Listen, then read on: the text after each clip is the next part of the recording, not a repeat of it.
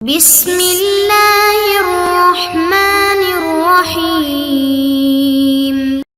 السلام علیکم معزز طلباء کرام، آپ سب کیسے ہیں؟ آج ہم تفسیر بیضاوی کے سبق نمبر 327 کو پڑھیں گے، اور آج کے ہمارے سبق کا عنوان ہے اکل شجر۔ آج کے ہمارے سبق کی عبارت وَلَا تَقْرَبَا هَذِهِ الشَّجَرَةَ فَتَكُونَا مِنَ الظَّالِمِينَ سے شروع ہوتی ہے۔ گزشتہ سبق میں وَكُلَا مِنْهَا رَغَدًا حَيْثُ شِئْتُمَا کی وضاحت رہتی تھی، وہ بھی کریں گے، اور آج کے سبق کو من الظالمین تک آیت کو مکمل بھی ہم کریں گے۔ تو بلا تاخیر ہم آج کے سبق کی عبارت ترجمہ وضاحت کی طرف بڑھتے ہیں۔ مصنف علیہ رحمہ فرمان الہی کو نقل کرتے ہوئے لکھتے ہیں وَلَا تَقْرَبَا هَذِهِ الشَّجَرَةَ فَتَكُونَا مِنَ الظَّالِمِينَ، اور تم دونوں اس درخت کے قریب نہ جانا کہ آج سے بڑھنے والوں میں ہو جاؤ گے۔ فیہ مبالغات، کہتے ہیں اس آیت میں کئی طرح کے مبالغے ہیں۔ نمبر ایک جو ہے تعلیق النہی بالقرب الذی ہوا من مقدمات التناول مبالغۃ فی تحریمہ، کہ نہی کو معلق کرنا اس قرب پر جو تناول کرنے کے مقدمات میں سے ہے، یہ اس کے حرام ہونے میں مبالغہ کرنا ہے۔ بوجوب الاجتناب عنہ، اور اس سے بچنے کو واجب کرنا ہے۔ وتنبیہا علی ان القرب من الشیء یورث داعیۃ ومیلا یأخذ بمجامع القلب، اور اس بات پر تنبیہ کرنا ہے کہ کسی شے سے قرب یہ اس داعیے کو وراثت میں چھوڑتا ہے، اور اس میلان کو کہ جو دل کی تمام جوانب سے اس کو لے لیتا ہے۔ وَيُلْهِيهِ عَمَّا هُوَ مُقْتَضَى الْعَقْلِ وَالشَّرْعِ، اور اس کو وہ لاحق ہو جاتا ہے جیسے کہ یہی عقل اور شریعت کا تقاضا ہے۔ کما رویہ حُبُّ الشیء یعم ویسم، کہ جیسا کہ روایت کیا گیا ہے کہ کسی شے کی جو محبت ہے وہ اندھا بھی کر دیتی ہے اور بہرا بھی کر دیتی ہے۔ اور فرمایا کہ فَيَنبَغِي أَلَّا يَحُومَ حَوْلَ مَا حَرَّمَ اللَّهُ عَلَيْهِمَا مُخَافَةً يَقَعَ فِيهِ، تو پس مناسب یہی ہے کہ حضرت آدم و حضرت حوا اس چیز کی ارد گرد بھی نہ گھومیں جس کو اللہ تعالیٰ نے ان پر حرام کر دیا ہے، اس اندیشی کی بنا پر کہ کہیں اس میں مبتلا نہ ہو جائیں۔ وَجُعِلَهُ سَبَبًا لِأَنْ يَكُونَ مِنَ الظَّالِمِينَ الَّذِينَ ظَلَمُوا أَنفُسَهُمْ بِارْتِكَابِ الْمَعَاصِي، اور قرب کو اس بات کا سبب قرار دینا کہ وہ ظالموں میں سے ہو جائیں گے جنہوں نے اپنی جانوں پر ظلم کیا ہے، یہ بھی مبالغہ ہے۔ اور یہ بھی چونکہ مبالغہ ہے، اور مبالغہ اس طور پر ہے کہ یہ ایک ایسا ظلم ہے جو معصیت کے ارتکاب کی وجہ سے یہاں پر ملا جائے، اور یا پھر یہ اس لیے کہ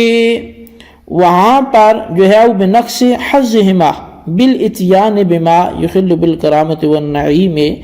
کہ ان دونوں کا حصہ کم ہو گیا کیونکہ انہوں نے ایسی بات کا ارتکاب کیا جو ان کے اعزاز میں مخل ہو گئی ہے اور خلل انداز ہو گئی ہے، اور نعمتوں میں بھی۔ فإن الفاء تفيد السببية سواء جعلت للعطف على النهي أو الجواب له، والشجرة هي الحنطة أو الكرمة أو التينة أو شجرة من أكل منها أحدث، والأولى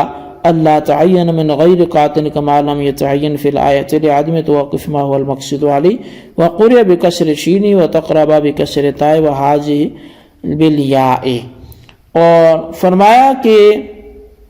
یہاں پر جو قرب کو ہم نے سبب اس لیے قرار دیا ہے کہ فا سببیت کے لیے ہے، خواہ آپ اس کو عطف علی النہی کے صورت پر قرار دیں، خواہ نہی کا وجوب مانیں، اور شجرہ سے مراد وہ گندم کا درخت ہے یا انگور کا یا انجیر کا، یا ایسا درخت مراد ہے کہ جو اس کو کھائے اس کو حدث لاحق ہو جائے۔ اور بہتر یہ ہے کہ جس طرح آیت میں تعین نہیں ہے اسی طرح ہم بھی بغیر قطعی دلیل کے تعین نہ کریں، کیونکہ مقصود اس پر موقوف نہیں ہے۔ اور شجرہ کو شین کے کسرہ، اور لا تقربا کو تا کے کسرہ، اور حاضی کو یا کے ساتھ بھی پڑھا گیا ہے، تو یہ اس کی دیگر قراتیں آگے۔ جی طلبہ کرام، یہ تھی ہمارے آج کے سبق کی عبارت، اس کا ترجمہ اور اس کی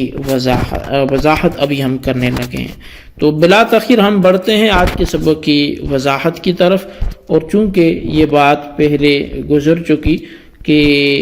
وَكُلَا مِنْهَا رَغَدًا حَيْثُ شِئْتُمَا، تو یہاں پر جو فرمایا گیا کہ وَكُلَا مِنْهَا، اس جنت میں سے کھاؤ، رغدن کا معنی واسعاً سے کیا گیا، اور فرمایا گیا کہ یہ موصوف جو ہے اس کا وہ محذوف ہے، اور وہ کیا ہے؟ اکلن۔ اور پھر حیث شئتما، یہ کھلا حکم دیا گیا کہ جہاں سے دل کرے وہاں سے کھاؤ، تاکہ بعد میں کوئی عذر نہ رہے کہ جگہ محدود تھی، تو صرف ایک درخت سے ہی اس کو درخت کے کھانے سے ہی ان کو روکا گیا۔ اور اس کے بعد جو فرمایا کہ وَلَا تَقْرَبَا هَٰذِهِ الشَّجَرَةَ، اس درخت کے قریب بھی نہ آنا، تو فرمایا کہ وَلَا تَأْكُلَا هَٰذِهِ الشَّجَرَةَ نہیں فرمایا گیا بلکہ وَلَا تَقْرَبَا فرمایا گیا۔ تو اس کی جو وجہ ہے وہ یہ ہے کہ اس میں کئی ایک مبالغے ہیں۔ ایک مبالغہ تو یہ ہے کہ ممانعت کا تعلق قرب شجرہ سے قائم کیا گیا، یعنی تناول شجرہ سے منع کرنے کے بجائے شجرہ کے قریب جانے سے، اس درخت کے قریب جانے سے منع کیا گیا۔ اور جو درخت کے قریب جانا ہے یہ اصل میں کھانے کے لیے ایک پیش خیمہ ہے، اور اس قرب سے ممانعت میں یہ ایک شدت پیدا ہوگی کہ جب اس کے قریب جانا منع ہے تو پھر اس کا کھانا جو ہے وہ کس قدر ممنوع ہوگا اور واجب الاجتناب ہوگا۔ اور پھر اس طرز تعبیر میں یہ بھی تنبیہ ہے کہ کسی شے سے بچنے کی محتاط صورت وہ یہ ہوتی ہے کہ اس کے ارتکاب سے بھی بچا جائے اور اس کے قرب سے بھی بچا جائے، کیونکہ قرب کی وجہ سے اس کی طرف میلان بڑھے گا اور اس کی محبت پیدا ہوگی، اور وہ محبت دل کے چاروں طرف گھیرا ڈال دیتی ہے، اور یہ نتیجہ یہ نکلتا ہے کہ پھر دل جو ہے وہ تقاضے عقل و شرع سے غافل ہو کر اس کا ایک ارتکاب کر بیٹھتا ہے، اس لیے کہ محبت محبوب جو ہے وہ ایسی غالب آ جاتی ہے کہ وہ محبوب کی جو محبت ہے اس کے عیوب کو آنکھوں اور کانوں سے بالکل اوجھل کر دیتی ہے، اور بندہ جو ہے وہ اس میں جا پڑتا ہے۔ اب فتکونا من الظالمین، کہ یہ جو فرمایا گیا فتکونا من الظالمین، تو اس میں جو فا ہے یہ سببیت کے لیے ہے، اور اس پر دلالت کرتی ہے کہ اس کا ما قبل جو ہے وہ سبب ہے اور اس کا ما بعد جو ہے وہ مسبب ہے۔ تو مطلب یہ ہوا کہ قرب شجر یعنی درخت کے قریب جانا، ولا تقربا پہلے فرمایا گیا نا، تو یہ سبب ہوگا، اور فتکونا من الظالمین جو بعد میں ہے حد سے بڑھنا، تو یہ اس کا مسبب ہو جائے گا۔ تو یہاں جو ہے وہ ظلم سے مراد کیا ہے؟ تو ظاہر ہے یہاں جو آدم علیہ السلام سے خطا بھی ہوئی، وہ انبیاء چونکہ ہمارا عقیدہ ہے معصوم ہوتے ہیں، تو یہ خطائے معصیت نہیں تھی بلکہ خطائے اجتہادی تھی، اور یہاں پر جو ظلم ہے اس سے مراد ایک حرام چیز کا ارتکاب ہے۔ اب یہ تفسیر اس وقت ہوگی جب کہ نہی کو حرمت پر محمول کیا جائے اور یہ مانا جائے کہ وہ اس درخت کا کھانا یہ اس کا جو صدور آدم علیہ السلام سے قبل نبوت ہوا تھا۔ دوسری تفسیر یہ ہے کہ ظلم سے مراد ترک اولا ہے،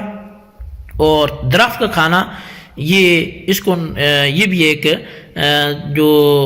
کھانا تھا اس سے بچنا یہ اولا ہی تھا۔ آدم علیہ السلام نے اس درخت کو کھا کر وہ ترک اولا کا ارتکاب کیا، اور اسی وجہ سے ان کا اعزاز جو ہے وہ کم ہو گیا اور نعمتوں سے اس وقت محروم کر دیے گئے۔ اور یہ تفسیر اس وقت ہوگی کہ جب ولا تقربا کی جو نہیں ہے اس کو کراہت تنزیہیہ پر محمول کیا جائے، اور پھر اس صورت میں یہ بھی ہو سکتا ہے کہ درخت کے کھانا جو ہے یہ قبل نبوت ہوا ہو، اور یہ بھی ہو سکتا ہے کہ بعد نبوت بھی ہوا ہو۔ امام فخر الدین رازی رحمۃ اللہ علیہ نے اسی تفسیر کو پسند فرمایا اور کہا کہ کتاب اللہ میں آیات کی جو تفسیر عصمت انبیاء کی محافظ ہو وہ قابل ترجیح ہے۔ تو مطلب یہ کہ جہاں انبیاء کرام کی عزت اور ان کی ناموس کے زیادہ معنی لائق بنتے ہوں، ان کی عصمت جو ہے وہ معنی زیادہ سمجھ میں آتے ہوں، تو وہی تفسیر جو ہے وہ زیادہ کرنی چاہیے۔ تو حاصل یہ نکلا کہ ظالم ہونے کا سبب وہ شجرہ کے قریب جانا تھا، یعنی اس درخت کے قریب جانا تھا، اور جب قربش ہے یہ ظلم کا سبب ہے تو تناول شے، اس شے کا کھانا، تو وہ تناول شے کی جو سببیت ہے وہ کس قدر شدید اور مؤخر ہوگی، بس ایک مبالغہ اس سببیت کے معنی سے بھی پیدا ہو گیا۔ تو بہرحال یہ ایک اس حوالے سے گفتگو تھی، تو حاصل کلام یہ نکلا کہ وہ ایک خطائے اجتہادی تھی، جس کا یہاں پہ اس انداز سے ذکر تو نہیں کیا گیا، لیکن امام رازی کا قول آپ نے ضرور ذہن میں رکھنا ہے کہ جو تفسیر انبیاء کرام کی عصمت کی محافظ ہو وہی قابل ترجیح ہوگی، تو وہ یہ کہ ترک اولا والی یہاں کیفیت تھی۔ بہرحال یہ ہمارے آج کے سبق کی عبارت، اس کا ترجمہ، اس کی وضاحت تھی، اس کو اچھی طرح سمجھیں، اس کے خلاصے کو اپنے رجسٹر پر لکھیں، بالخصوص ان سوالات کے جوابات دیں۔ سوال نمبر 1 یہ ہے کہ راغدن کس کی صفت ہے، موصوف تحریر کریں۔ اور سوال نمبر 2 یہ ہے کہ یہاں پر جو انبیاء کرام کی عصمت ہے اس کے حوالے سے ولا تقربا کی نہی کو کس پر محمول کرنا اولا ہے، تحریر کریں۔ اللہ تبارک و تعالیٰ سے دعا ہے جو کچھ ہم نے پڑھا سنوں سے یاد رکھنے کی توفیق نصیب فرمائے، آمین بجاہ نبی الامین صلی اللہ علیہ وسلم۔